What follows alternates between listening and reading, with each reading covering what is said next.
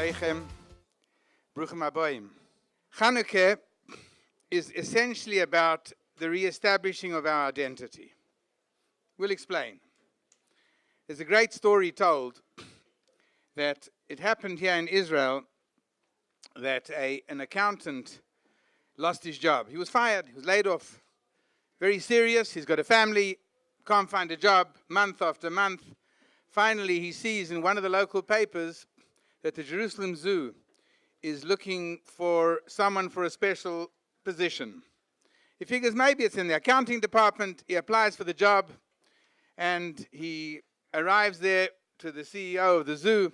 He walks in, the guys look at him, he says, "Okay, you got the job, you're perfect." He said, "What do you mean? We haven't spoken. What's the job? You don't know me." He said, No, you're absolutely perfect. You see what happened? The chimpanzee died. And it's a big attraction in the zoo. So what we've done is, we've got the suit, and you're a perfect fit. You'll masquerade, you'll be in the suit, and you'll clown around in the cage like a chimpanzee. Okay, in Parnosa, he certainly won't be recognized. So his first day on the job, he goes into the cage, and the kids arrive, and they're whooping the chimps back, and they start throwing fruit and bumbers and nuts, and he's grabbing and diving and entertaining them. He's having a ball until one kid throws an apple, and it lands in a tree. Now, chimps climb trees, but accountants ain't so good at that. But the kids are coaxing, so he starts climbing the tree. As he reaches the top of the tree, he reaches for the apple, he slips. He falls out of the tree into the neighboring cage, which happens to be the cage of the lion. So the lion comes bounding up at him. So what does a good Jew do the last minute? He starts screaming, "Shema Yisrael, Hashem Elokeinu, Hashem Echad." The lion stops in his tracks and shouts, "Baruch Shem Kavod Malchusoi." And the next minute there's a shout from the bear's cage, "If you guys don't stop yelling, they're going to fire us all." So much for identity. We're all masquerading, but we're all very real. Rav Dessler says a profound idea with regard to Chanukah. And everyone knows the Rabbim b'yad me'atim. Everyone knows that the tremendous miracle of the war, a handful of warriors overcame the mighty armies of Greece. That's clear. It's spoken about a lot. But Rav Dessler says there was another element of miracle. The whole of Am Yisrael, Lo Aleinu, had become influenced by Hellenism. They were getting deeper and deeper into Greek culture. And it was only this handful of Giborei Chayil, of great people, Matisyahu, Abramov. It was just this small little family who managed to retain their complete integrity as Jews. And they went to battle. But asked Rav Dessler, how were they mashpia on the rest of Am Yisrael? Because once Matisyahu and Abramov rallied themselves and they fought against the Greeks, the rest of Klal Yisrael joined in and fought against the very people that they were admiring and getting influenced by their life philosophy. Says Rav Dessler, fantastic concept. And the concept is that when there's Mesirus Nefesh, the deeper the Mesirus Nefesh, when there's self-sacrifice, the deeper the self-sacrifice, it goes higher and higher and higher. And their self-sacrifice reached the very, very top. It reached the shoresh of Nishmos Klal Yisrael. All of Am Yisrael are all bound together in one massive neshama called the Nishmas Klal Yisrael. And this handful of people with their Mesirus Nefesh and their passion for HaKadosh Baruch Hu and for Torah, this small group of people, their Mesirus Nefesh was so deep, it went higher and higher, and until it came to the Kisei HaKovod, to the divine throne. Am Yisrael is part and parcel of the divine throne. We make up the divine throne. So their Mesirus Nefesh penetrated the divine throne. And in a sense, this Mesirus Nefesh affected, in a profound manner, the whole of Klal Yisrael. And suddenly people started feeling different. Because there was now a completely new level of Mesirus Nefesh. And it permeated throughout the entire of Am Yisrael. And that's how people suddenly caught themselves. Oy vey, what am I admiring Greek culture? What am I going into these Hellenists? Oy vey, it's Am Yisrael, it's the Kodesh Baruch Hu, it's Klal Yisrael. And the tables turned. Says Rav Dessler, one individual, one lonely little individual who has Mesiras Nefesh for something, it doesn't just affect his immediate circumstances, it affects the entire Klal Yisrael. One person, the deeper and the more profound and greater his Mesiras Nefesh, so it affects the whole of Am Yisrael. So a little Yidel somewhere, who's Mesiras Nefesh to learn something, a little Rebbetzin, a lady somewhere, who's Mesiras Nefesh for the chinuch of her children, it's not only affecting her immediate environment and her children, it's affecting the whole of Klal Yisrael. Because it's when it's deep, it goes up to the shoresh of all of our neshamas and affects the whole of Klal Yisrael. And we look around at Acheinu Bnei Yisrael. So many of them are so far. There's such outrageous things happening of assimilation and intermarriage all over. You go and look into Tel Aviv. Tel Aviv looks like a different city. It doesn't look like there's no Yiddish atmosphere there. How are we going to affect them? How can we profoundly do something for them? In our own lives, if we demonstrate Mesiras Nefesh, we will affect them. The Yachid can affect the Rabbim in the most amazing way. There's a Midrash that tells of Elkanah, this great Jew.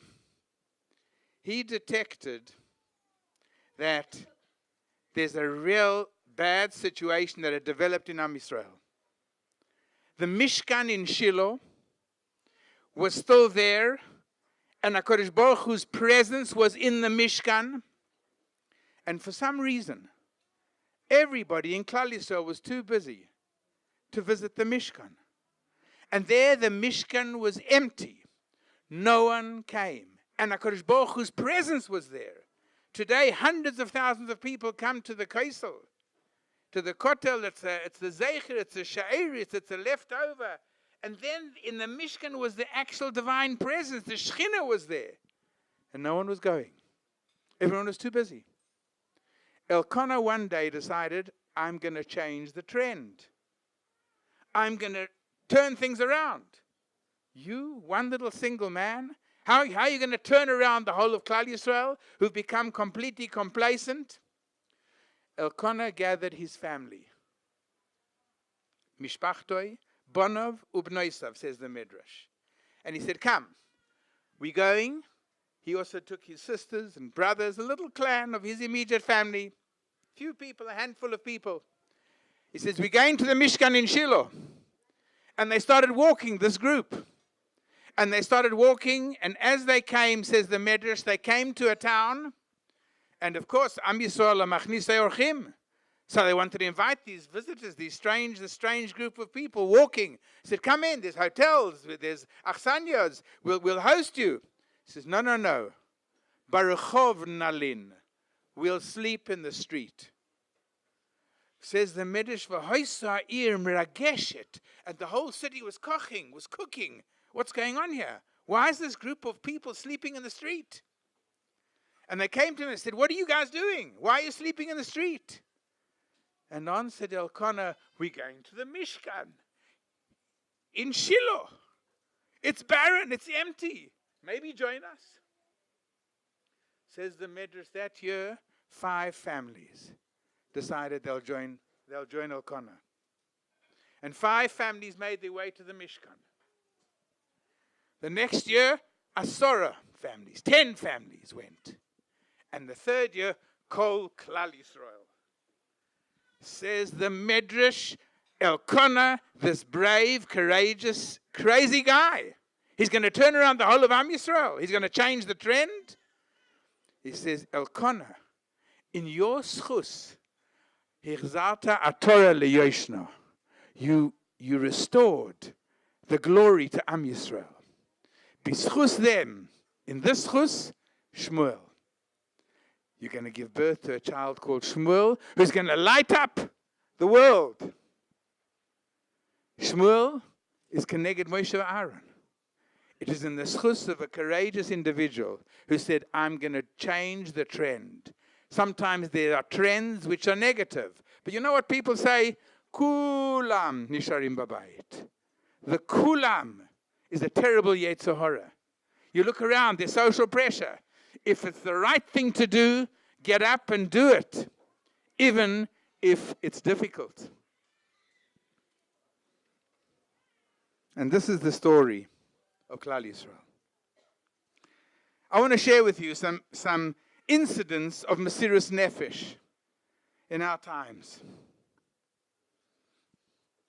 There was a very well-known Jew who lived in West Hempstead, New York. And this Jew, his name was Shlomi Goldstein. Shlomi Goldstein became a very prominent businessman. He was a tremendous asken. He was in charge of many, many tzedakahs and charities. He was a phenomenal person. The real classic balabos. Any Torah cause, Shlomi Goldstein was there. But there was one little quirk about Shlomi Goldstein. He constantly was krechzing. You know what to krechz is? He was giving a sigh. He constantly used to say, I. And no one could understand this. And he was in the middle of a business meeting in a sophisticated office in Manhattan with a whole group of other business associates, and Shlomi suddenly starts saying, I. And this happened all the time. No one questioned him because he was such a prominent person, but it was strange. It was a quirk. This man did it many, many times in the day. One day his son, Baruch Hashem, got engaged. So his son comes to his father and says, Dad, the first Shabbos, I'm bringing my kala home for Shabbos to meet the family. No one knows why you keep saying I. But do me a favor. We don't want her to think that we're a strange family. So just, can you refrain for it this Shabbos? Shlomi's eyes misted, and he said, my dear son, sit down, I'll tell you a story. He was in a concentration camp as a young lad, high-spirited group of people. And they decided, a few of the chevra, his age, young guys, decided, we've got to stay connected to Ruchnius in some manner. So we all learned Masechta Baba Kama. At every moment, we'll huddle together and we'll exchange ideas in Baba Kama. They started doing that. And the Nazi guards, Yamach Shemam v'Zichram, saw what was happening. They pounced on them and beat them mercilessly. They were lying in pools of blood. And they said, you people are plotting against us. We never want to see you people talking amongst yourselves. Okay? They got up. They tended to their wounds. But they decided, we've got to stay by Ruchnius. So what are we going to do? They said, okay, we'll say Tehillim. We all know a perek. Each one knows a different perek of Tehillim, Baal Peh. We'll say Tehillim. And these fellows walked around the camp, walked at work, muttering Tehillim to themselves. Again, these vicious, sadistic guards said, they came, anybody who was muttering something, they beat them to a pulp. You're cursing us under your breath, aren't you? We don't want to see one sound coming out of your mouths. What are they going to do now? They want to stay with Ruchnius. So they devised the following. We're going to sigh and moan. The Nazis love to hear the Jews sigh and moan. We're going to say I. Because what does I stand for? Aleph stands for Avas Hashem. Yud stands for Yiras Hashem. The second Yud in I stands for Yichud Hashem. Then again, Aleph for the next I stands for Avas Yisrael. The next Yud stands Yekadish Atzmo, do Kiddush Hashem Barabim. And the last one, Yesh, the Yud, Yesh Elokam Imal. And they all walked around the camp saying, I. But what they were saying, they was expressing the whole essence of Klal Yisrael, the whole essence of Emunah. So he says, my son, I'm saying I. His son starts crying. He says, Abba, we're going to say it together. because we're going to build our home. And I'm going to introduce my color to I, all the basics of Klal Yisrael. We're going to build our home in Mesiras Nefesh. That's Klal Yisrael. I want to share with you another little incident that took place in the Shoah. There was a very famous Rebbe, the Radishitzer Rebbe. He was in a camp called Skarzaisko. Never heard of it. He was in one of these terrible death camps. And in this camp, they were ruthless. There was not to be any siman of any sort of Yiddishkeit. Certainly no Sfarim, no Sidurim, nothing. Certainly no Tfilin, Tzitzis, no semblance of Yiddishkeit. And any semblance of Yiddishkeit was punishable by death. The Radishitzer Rebbe smuggled in a tattered volume of Masechta Brochus, of a Gemara. And he managed to smuggle us in. And at night, when these beaten, weary Jews dragged themselves back to the camp, to their bunks, to their wooden bunks, they waited for this the whole day. They were exhausted out of their minds. They were beaten black and blue, usually. But they sat down and they listened to a shiur in Gemara. One of the kapos were usually Jewish traitors, heard what's happening. So he came with the commandant of the camp one night, and he burst into the barracks, and there he found the Radishitzer surrounded by the entire bunk, by the entire group, and they're sitting and they're learning Gemara. And this kapos screamed out, "Du siehst, der Yid lernt Gemara the ganze Tag. This Jew is all the time learning." And the Radishitzer said, "Yes, I am. Because without that, there's no Klal Yisrael." The commandant is standing over there. They were all expecting that's the end. And the commandant says, "Such a people, no nation will ever defeat you."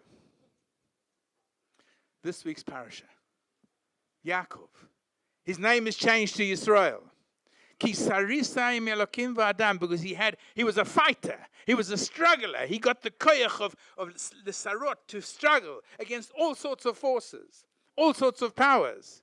And HaKadosh Baruch Hu said to Yaakov, your name will be Yisrael, because the essence of Am Yisrael is courage, is Mesiras Nefesh.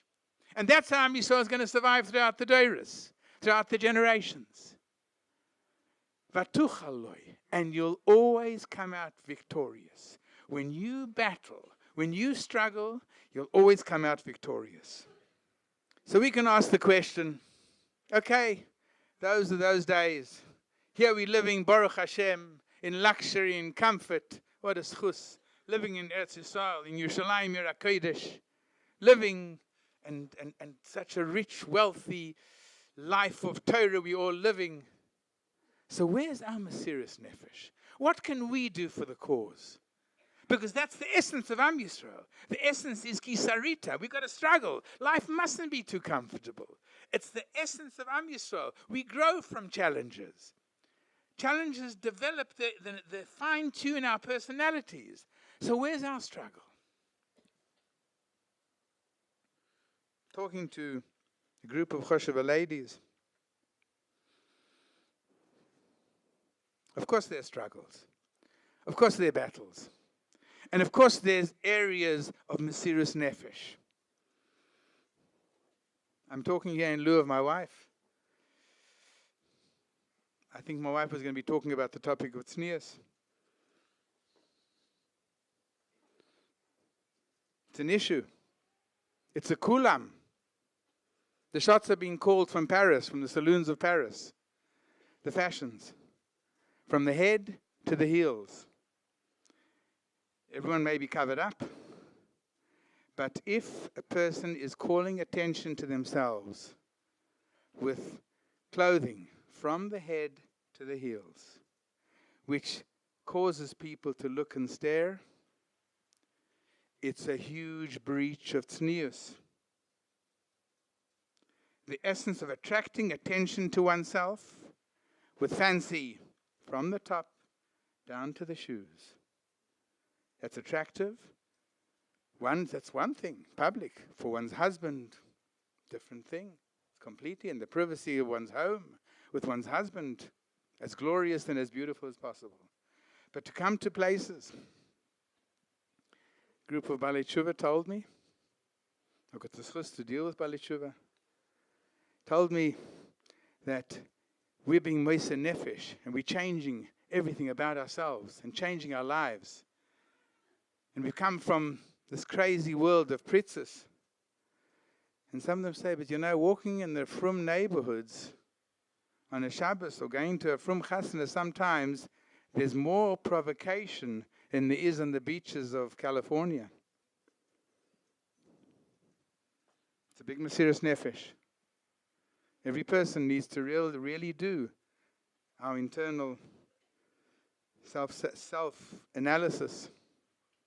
And you should know that one of the most central issues of a lack of shalom bayis is caused by other people invading our space. HaKadosh Baruch Hu promises to every couple that builds their homes, Vasuli Migdosh v'shochanti b'soicham. I'm joining your little family. I'm moving in. Vasuli Migdosh kipshutoi v'shochanti. HaKadosh Baruch Hu is living with us. That brings bracha. What bracha that brings? Brings bracha to the home, to the family, to the shalom bayis, to the chinuch of abonim. That brings the most fantastic levels of bracha. But the Chofetz Chaim says, but there's one area. If that's breached, HaKadosh Baruch Hu departs. There's a word, Chofetz Chaim pays attention to. There's once in the whole of the Torah, there's a loshen v'shav me'acharecha. I'm leaving. HaKadosh Baruch Hu says, there's a concept of ervas dover, and the concept of something which is not sanua, concept of something where the home is not what it should be in terms of its tznius, and the dress is not what it should be. V'shav me'acharecha. I'm out of there. Oy vavoy. Oy vavoy if HaKadosh Baruch Hu exits our homes. There are enough challenges in today's day and age in society. We need HaKadosh Baruch Hu's presence. But he says, if I will perceive something immodest. Now what is the definition of this immodesty? If there's any, there's a shefa eloki, there's a tremendous bounty of bracha flowing down to us all the time. Tremendous bounty of this. Into every family. Tremendous siyata d'shmaya and ruchnius flowing into our lives all the time. And this gives us the spiritual energy to build a beautiful Jewish home. But if there's a bilbul, says the Ari HaKadosh, if there's a bilbul of the tzinoirus hashefa, if there's a confusion of these pipes of shefa, that people are looking, eyes are on us, or our eyes, chas v'sholem, or the eyes of men on other ladies, this is a bilbul. This is a bilbul of the tzinoirus hashefa. And this will cause tremendous damage. There's a cause for Mesiras Nefesh. Dakeres Abayis. Part of her duties is not just cooking, washing, cleaning, etc. Part of her duties is keeping harmony in the home. Keeping the home a pleasant, beautiful, wonderful place to be. Of tranquility. There's too much anger. There's too much tensions in our homes. There's a custom, very cute custom. It's brought down ancient sources. That when a person wants to get angry, he has a special beged, a special cloth for anger. So someone angers him, says, wait, hold on. I want to go and put a makpega, and he goes to the cupboard, puts on the beged. By this time, the anger's been cooled off a little bit. And the Yaros Advash, Rabbi Yonasan Eibshitz, gives a fantastic makor to this. He says, HaKadosh Baruch Hu, every time Am Yisrael need forgiveness, and they say Yud Gimel Midas, the 13 attributes, which is a surefire formula for ask for HaKadosh Baruch Hu giving us forgiveness. Every time Am Yisrael are asking for forgiveness, Hashem goes and says the Zohar HaKodesh, he puts on a profira. He puts on some kind of a beged, kav yochel. He puts on some kind of a beged. You know what's on that beged? On that beged is the duknan, is the images of all the tzaddikim, and all the people who are moiser nefesh, and all the kedoshim, the people who died. And HaKadosh Baruch Hu, when he perceives all of this, and he puts on this beged, so a big light comes out from our past, from the tzaddikim and the kedoshim, and HaKadosh Baruch Hu can't but help himself, and he forgives. And that's where this minna comes from. There's a very nice little minhag also, that every time a person is prone to some form of anger, and the Chofetz Chaim writes that anger is prevalent in the home, especially in pressure times. Erev Shabbos, that's when there's times of anger. Every time, say Perek Kuf Lamed Gimel. I told this over to someone. It's a very short Perek. It's talking about Shevet Achim Gam Yachad. Someone said it should be Perek Kuf Yutet. No, that's a very long Perek, so by the time you finish saying it. But that's it, there's little zgulas. But this is in our hands. There are pressures. There are pressures all around us. The home must be a haven of peace, of tranquility, of shalom, of ava, v'achva, v'reus. And that's really in the hands. It's in the hands of the Akeres Abayis. Because the Akeres Abayis is the Ikar Abayis. The Ikar of Abayis is shalom, v'ava, v'achva, v'reus, harmony. That's the Ikar of a home. I was giving a talk yesterday on Shabbos to a group of beginner Balei Tshuva. For one of the yeshivas, they came and they were now neighbor, and I gave them a talk. And I was talking about the Mesiras Nefesh for learning. These guys, you're learning, and I commended them. You left your careers in America and England and South Africa, and you came over here to sit and learn, and it's fantastic. And I was giving them a chizuk in this area. And I said, you know what a profound impact this has on Klal Yisrael. And one of the guys puts up his hand and says, Rabbi, in America, I was a very accomplished student. I have a couple of degrees behind my name. And I come here, and I can barely read. What kind of impact am I making? I'm sitting in a base medrash, and I'm saying,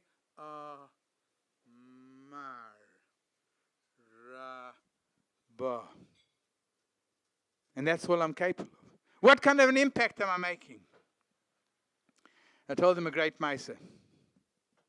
There was a maaseh. There was a very great pianist, the great Paderewski. He was a Polish pianist, and he was world class. And he came once to America. Paderewski's coming to America. They took the Metropolitan Hall in New York City, and tickets were going at $1,000 to hear Paderewski. There was a young lady, young Jewish lady, young mother called Sally Goldstein. And Sally, she was a music lover. Sally had a 5-year-old little boy called Joey. And Sally says, I want Joey to become a great pianist. He had already started learning piano. So Sally bought 2 tickets, $2,000. And she and little Joey in his tuxedo went off to the Metropolitan. And she's shown to her seat. She and Joey have got a seat. And as she sits down, she notices an old friend of hers sitting just behind her. So she turns around and she starts chatting with her friend. Joey's getting a bit restless. He goes for a walk. He goes to explore. And Joey walks out of the aisle, and he walks down the aisle towards the front of the hall. He sees the big door there. Joey can't read. It says no entry. Big letters. Joey walks into the door. The lights start dimming. And everyone gets ready. And suddenly, Sally, where's Joey? But the lights are already dimming. Onto the stage walks Joey. And the audience gasps. And Joey walks in there, and he looks around. Sally is having a complete fit at this time. She can't say a thing. And he sees a piano. Oh, he's just started learning piano. So he goes to the piano, he clambers onto the stool, and he starts playing. He knows, twinkle, twinkle, little star, plonk, blink, plonk, blink, plonk, blink, plonk. And the audience is in absolute shock. And at that moment, the great Paderewski walks on. He sees what's happening. He goes over to Joey. He says, young man, you're doing great. Just keep playing. And Paderewski proceeds to start playing around Joey with the most magnificent harmonies. And he's playing around, and he's harmonizing, and he's a magnificent piece. And he continues playing, and Joey's plinking away, and Paderewski's playing. And then the song ends. He gets up, takes Joey, and he takes a bow. You know what the moral of the story is? I said to this young man, I can't even read Amoravo. Doesn't matter. You just do your thing. You do what you can do in what you perceive as your pathetic, puny little way. But as you do it, HaKadosh Baruch Hu is going to come and he's going to put his arms around you. And he's going to start playing the most magnificent music around your plunk, plink, plonk. And we think, what can I do for Klal Yisrael? How can I be mashpia? How can I influence? I'm a little overwhelmed housewife. I'm a little overwhelmed person. What can I do? Don't worry. Just keep moving. Just keep doing. Because that's the essence of Am Yisrael, Kisarisa. Keep doing what you can do in your own way. And HaKadosh Baruch Hu comes, and he makes the most magnificent symphony of our little plink, plonk, plunkies. And that's what Klal Yisrael is. That's what we got to do. B'schus noshim tzidkonius, nig'alnu mimitzrayim. U'b'schus noshim tzidkonius niga'el. It's all in the hands of the women. And HaKadosh Baruch Hu is watching very carefully. I'll tell you a great ma'aseh. I heard the story from one of my chavrusas. His daughter is a social worker in Bnei Brak. And she told over the following. She told her father, my chavrusa, and he shared it with me firsthand. This old lady told him the following story. There was a family living in Miami. Young couple. From young couple. Very poor. But they were poor in many senses. They were poor in the sense that they had no children. They were married for several years, and they were childless. And they were trying everything, and they were squandering the basics of their little meager parnosa, running to doctors. And one day, the great news, she's pregnant, after many years. And as the doctors check her, they tell her that she's got 5 little babies. She's carrying 5 little girls. And she gives birth to 5 twins, little girls, healthy. And this, of course, the press, it's not a common thing, so that all the local press in Miami talk about the Miami twins.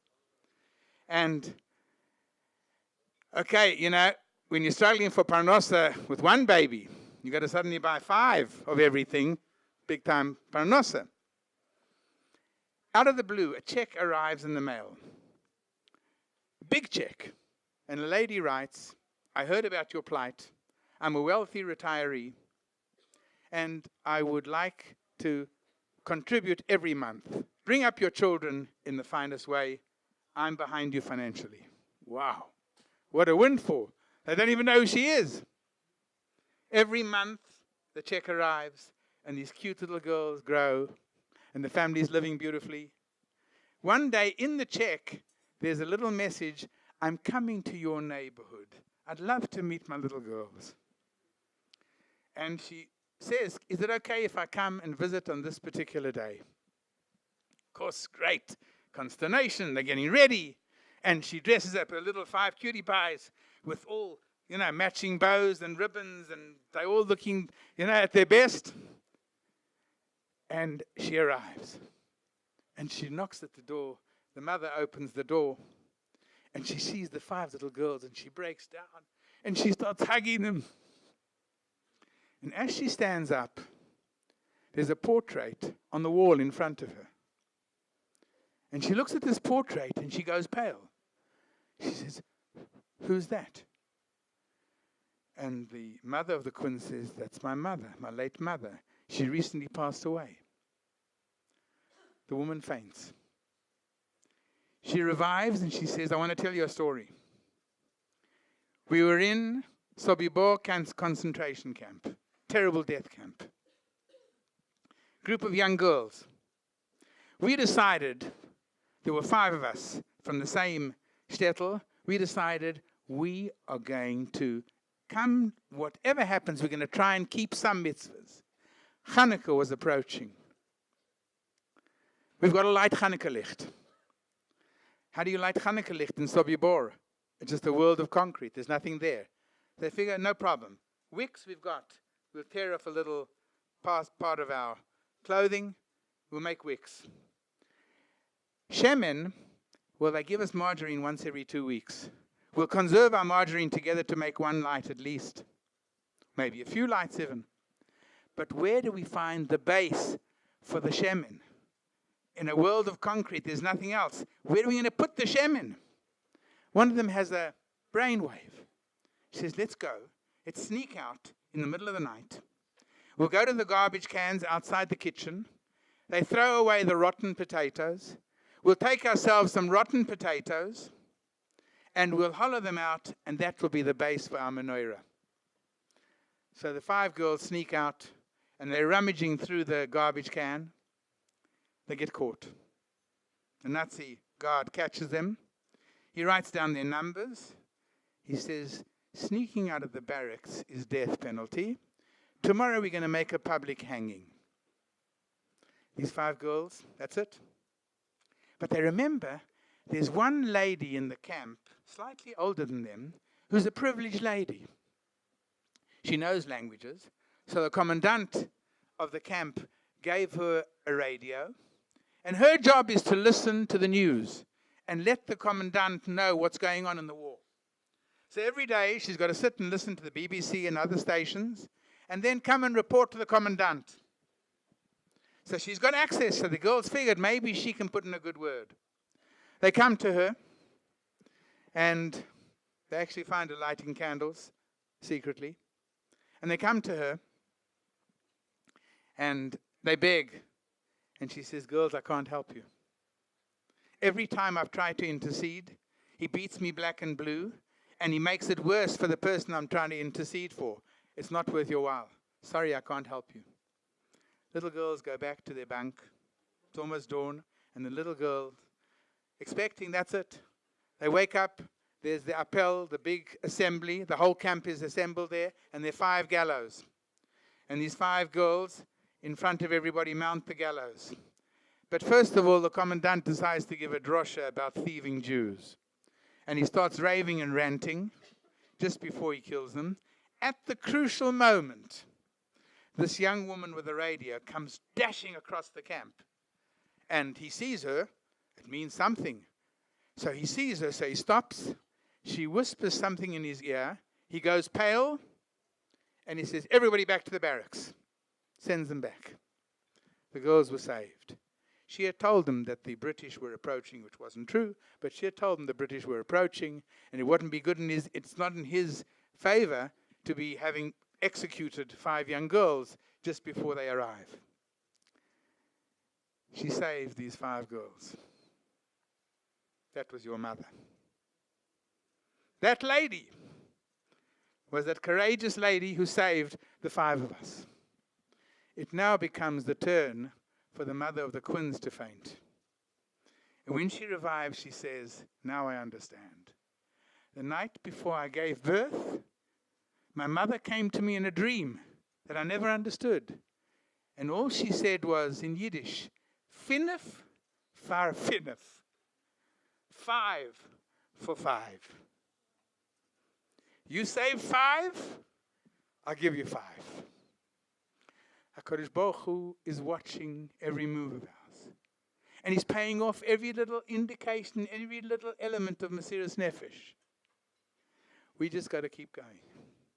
We just got to keep doing. We got to keep being Mesiras Nefesh in any possible area. And the payoff is coming. A Freilichen Chanukah.